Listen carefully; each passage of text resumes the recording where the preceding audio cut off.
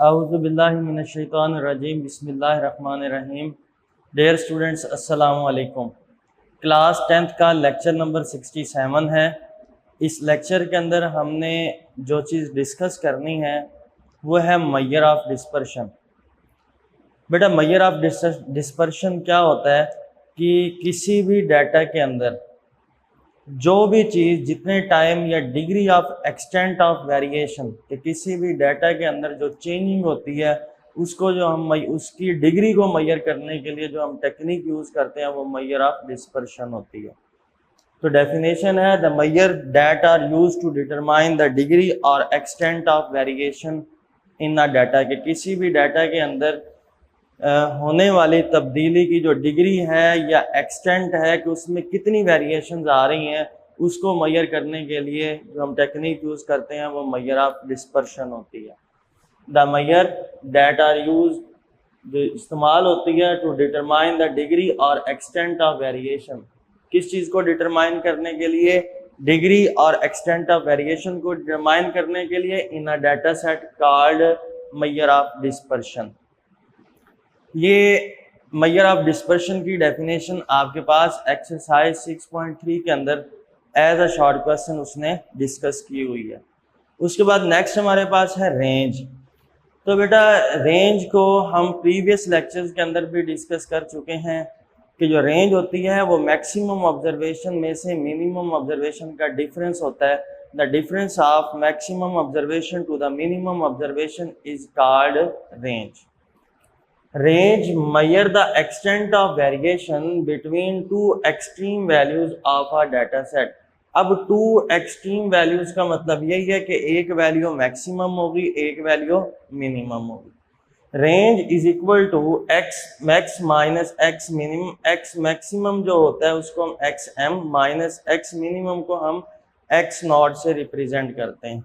यहाँ पर मैंने लिखा है कि एक्स एम का क्या मतलब है, मैक्सिमम, हाईएस्ट और लार्जेस्ट ऑब्जर्वेशन।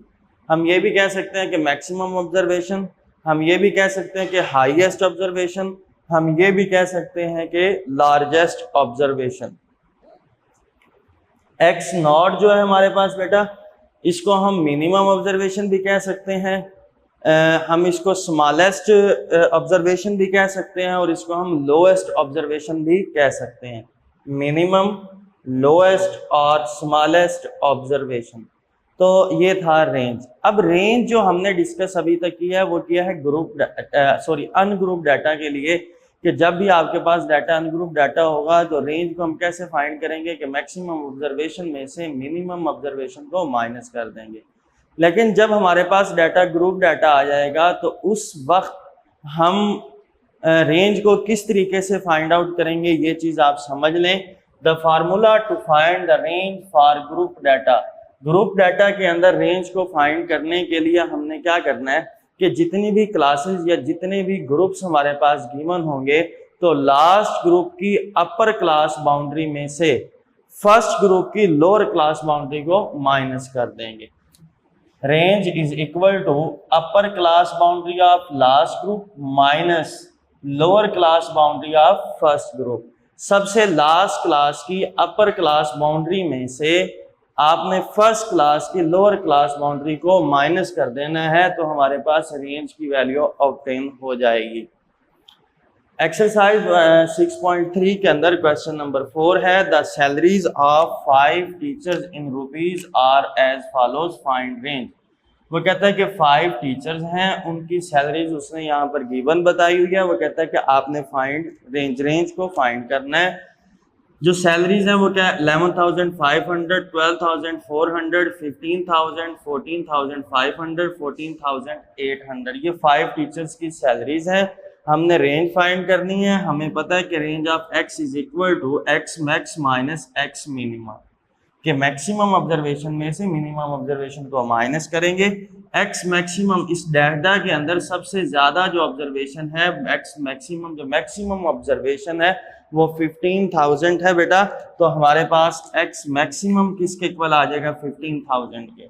उसके बाद सबसे मिनिमम ऑब्जर्वेशन अगर आप देखें तो 11,500 है, तो x minimum is equal to 11,500। Range is equal to XM minus X0, maximum observation 15,000 minus minimum observation 11,500। 15,000 में से 11,500 को माइनस करें तो रेंज हमारे पास आती है 3,500। तो ये रेंज की वैल्यू आपके पास आ गई है। अब इस टॉपिक के बाद नेक्स्ट जो हमने चीज डिस्कस करनी है वो करनी है स्टैंडर्ड डेविएशन। स्टैंडर्ड डेविएशन को अच्छे तरीके से समझ लेना है। एक्सरसाइज 6.3 के अंदर जो मेन टॉपिक है वो स्टैंडर्ड डेविएशन और वेरिएंस का है, और ये चीज लॉन्ग क्वेश्चन के लिहाज से भी इम्पोर्टेंट है। अब स्टैंडर्ड डेविएशन होती क्या है? स्टैंडर्ड डेविएशन की डेफिनेशन के अंदर आपने 3 बातें याद रखनी है। इसकी डेफिनेशन को समझने के लिए इसके फार्मूले को जरा गौर से देखें। अब फार्मूले के अंदर आपको सबसे पहली जो बात समझ आ रही है वो ये चीज नजर आ रही है कि स्क्वायर रूट है। क्या है बेटा? स्क्वायर रूट, और वो पॉजिटिव स्क्वायर रूट है। अब पॉजिटिव स्क्वायर रूट किसका है? पॉजिटिव स्क्वायर रूट ऑफ, अब ये जो चीज है ना, ये अंदर वाली ये चीज, ये क्या है? मीन है, summation x minus x bar का स्क्वायर ओवर n।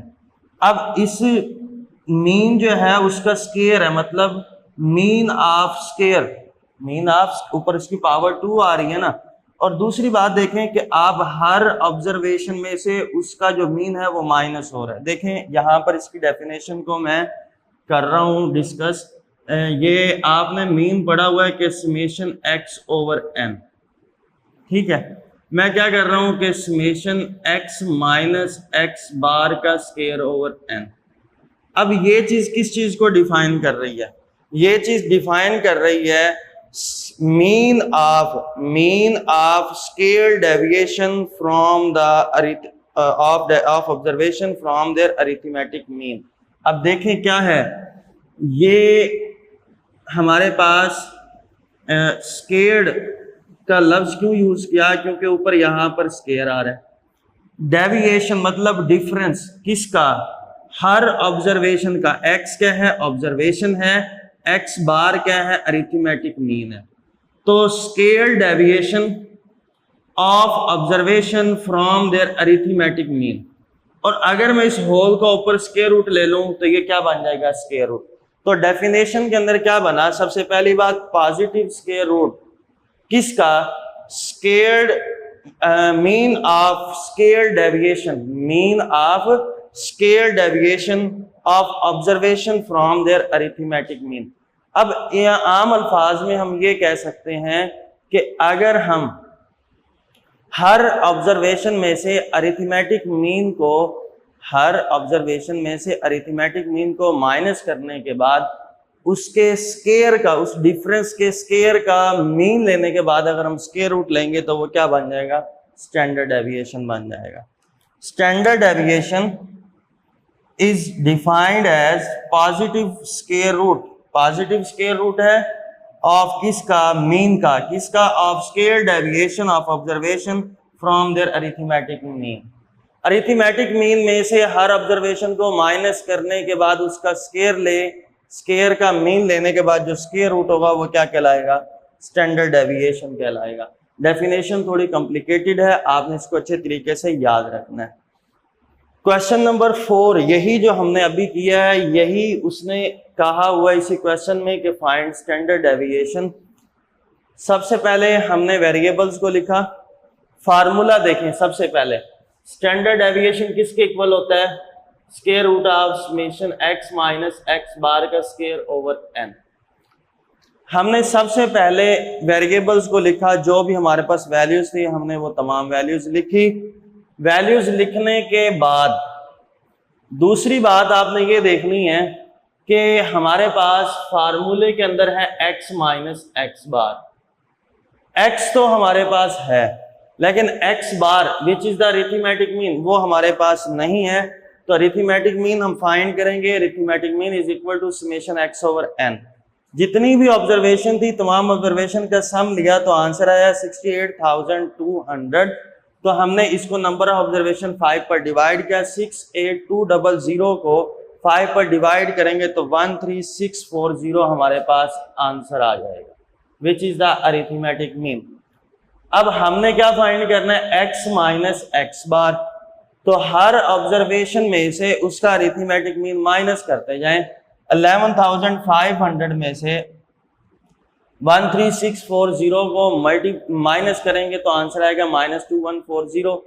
12400 में से जब हम माइनस करेंगे 13640 तो आंसर आएगा -1240। 14500 में से जब 1364 को माइनस करेंगे तो आंसर आएगा 860। 14800 में से जब अरिथमेटिक मीन 13640 को माइनस करेंगे तो आंसर आएगा 1160। और जब हम 15,000 में से 13,640 को माइनस करेंगे तो आंसर आएगा 1360। अब हमारे पास फार्मूले के अंदर x माइनस एक्स बार का स्क्वायर चाहिए। तो हर वैल्यू का, ये x माइनस एक्स बार थी ना बेटा, तो हर का वैल्यू का, हर ऑब्जर्वेशन का हम स्क्वायर लेते जाएंगे। 2140 का स्क्वायर लेंगे तो ये वैल्यू आएगी, 1240 का स्क्वायर लें ये वैल्यू आती है, 860 का स्क्वायर लें ये वैल्यू आती है, 1160 का स्क्वायर लें ये वैल्यू आती है, 1360 का स्क्वायर लें ये वैल्यू आती है। अब फार्मूले के अंदर क्या था, x माइनस एक्स बार के स्क्वायर का सम था, तो हमने इन तमाम वैल्यूज का सम फाइंड किया और ये वैल्यू हमारे पास आई। अब ये डाटा अनग्रुप डाटा था क्योंकि फ्रीक्वेंसी गिवन नहीं थी, और जो फार्मूला आज हमने डिस्कस किया स्टैंडर्ड डेविएशन का, ये हमने अनग्रुप डाटा के लिए डिस्कस किया है। तो standard deviation is equal to square root of summation into x minus x bar का स्क्वायर ओवर n। ये वैल्यू हमने फाइंड कर ली। अभी वैल्यू पुट करें, 5 पर डिवाइड करें, 2010400 आंसर आता है। इसका स्क्वायर रूट लें 1417.8858, ये हमारे पास आंसर होगा। अब यहाँ पर आपने एक बात याद रखनी है कि स्टैंडर्ड डेविएशन को हम इस तरीके से भी फाइंड आउट कर सकते हैं, minus summation x over n का स्क्वायर। ये भी एक फार्मूला है स्टैंडर्ड डेविएशन को फाइंड आउट करने का अनग्रुप डाटा के लिए, मैंने पीछे मेंशन किया हुआ है। अगर आप क्वेश्चन को इन दोनों फार्मूलाज में से जिस मर्जी फार्मूले से सॉल्व करेंगे तो आंसर सेम आएगा। डिफरेंस ये है कि अगर आप इस फार्मूले से क्वेश्चन को सॉल्व करते हैं तो काम आपका शॉर्ट होगा, अगर यहाँ से सॉल्व करें तो थोड़ा क्वेश्चन लेंथी हो जाएगा। आपने अपनी इस एक्सरसाइज 6.3 से पहले आपके पास standard deviation for ungroup data के लिए एग्जाम्पल दी हुई है, आप प्रैक्टिस के लिए उस क्वेश्चन को खुद सॉल्व कर सकते हैं। इंशाल्लाह ताला नेक्स्ट लेक्चर के अंदर हम स्टैंडर्ड डेविएशन को ग्रुप डाटा के लिए डिस्कस करेंगे। अल्लाह हाफिज।